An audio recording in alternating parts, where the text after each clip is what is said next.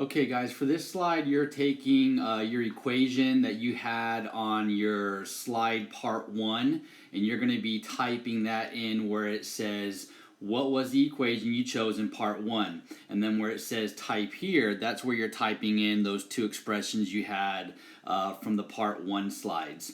Then it tells you to multiply your binomials together, and so basically that's you taking those two sets of parentheses and multiplying them together. And then it says important down there, if you want your parabola to face downward, you need to distribute a negative inside. That's going to come into play when you are determining what your final project is going to look like. Do you have a situation scenario where your parabola is opening upwards, or do you have one where your parabola is opening downwards? Then on this slide, you're going to see it says you must show your work.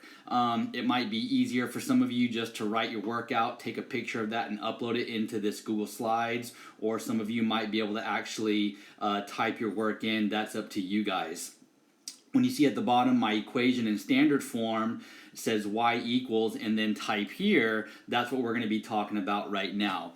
So if you take a look at this equation right here, I have y equals negative and then x plus 1 times x minus 3. Now those numbers are different from my video in the part 1 slide, because now we're actually putting together a scenario that this project is going to model. So I wanted to make sure my parabola is opening downward, because in my scenario I'm throwing a snack across a pond to a duck, and so that's going to go up and then down, so that's why the parabola has to open downward. My two x values I chose, you'll see the first one really was a negative 1 because insiders lie. The other one was a positive 3 because insiders lie. But when I put them back into these expressions right here, that's when those signs change. So my two x values are actually a negative 1 and a positive 3 that I chose, and then we put them back in there, just like you guys did on the slide part 1 from last week. So right here we have to multiply these two binomials together, and then we have to distribute that negative sign in there. So if you guys remember from school, we had two different ways. We had this FOIL method right here that we could use. A lot of you guys like that. And then we have this box method over here that you can use if you're more of a visual learner. So we're going to go through both and make sure you guys understand how to multiply your binomials and make sure how to write your equation in standard form. So if we're doing the FOIL method, FOIL stands for first, outer, inner, last. So I took the right hand side of my equation here, brought it down here, and I just got my negative and then my x plus 1 times x minus 3. Well, for the first ones, we're taking that x and we're multiplying it by that x. That's the first. That's where the x squared comes from. X times x is x squared.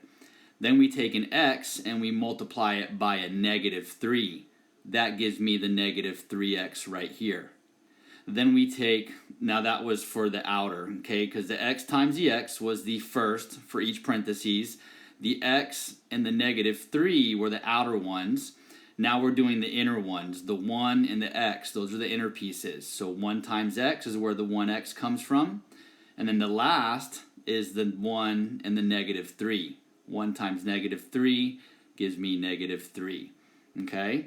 But we have to combine like terms on the inside here before we can go distribute that negative. You don't have to, but it's just maybe a little bit easier for some of you guys to do.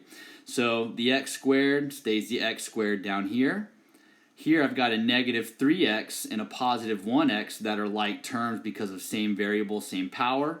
So negative 3 plus 1 gives me a negative 2x. Power stays the same. And then I have that negative 3 that just comes down here. So again, we just combined these middle two pieces because they were like terms. Gives me x squared minus 2x minus 3. Now here we just need to distribute a negative sign. Basically we're taking, that's like a negative 1. We're multiplying it by every piece on the inside. So right here, a negative 1 times a positive 1x squared gives me negative 1x squared. We just don't write the 1. A negative 1 times a negative 2x. Well, negative times negative is a positive. That's where the positive 2x comes from. Negative 1 times negative 3. Negative times negative is a positive, and that's where the positive 3 comes from. So here now is my equation that we took from up here, intercept form, to standard form right here. Okay? If you're using the box method, we just do the same thing. We're going to ignore the negative sign for a second. I drop the x plus 1 right here, and I drop the x minus 3 right here, and then we multiply to put on the inside. This x times x gives me x squared, same thing it did for FOIL.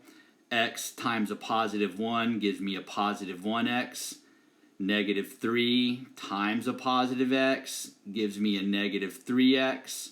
And then negative 3 times a positive 1 gives me a negative 3. So we just multiplied the outsides to get the inside values.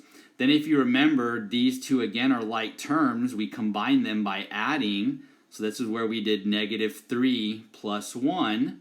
Okay, so now we bring back that negative sign initially here. And then we're going to put all this stuff in parentheses. The x squared stays x squared. Again, negative 3x plus 1x gives me a negative 2x because negative 3 plus 1 is negative 2. And then that negative 3 just comes down here. Again, just like this step over here, we're distributing that negative sign. So basically all these signs are going to change to give me the same thing in standard form using the box method that we get when we do it using the FOIL method. Now this part down here, the negative x squared plus 2x plus 3, which is the same thing right here, is what I would type in where it says my equation in standard form, y equals type here. That's what I would be typing in here.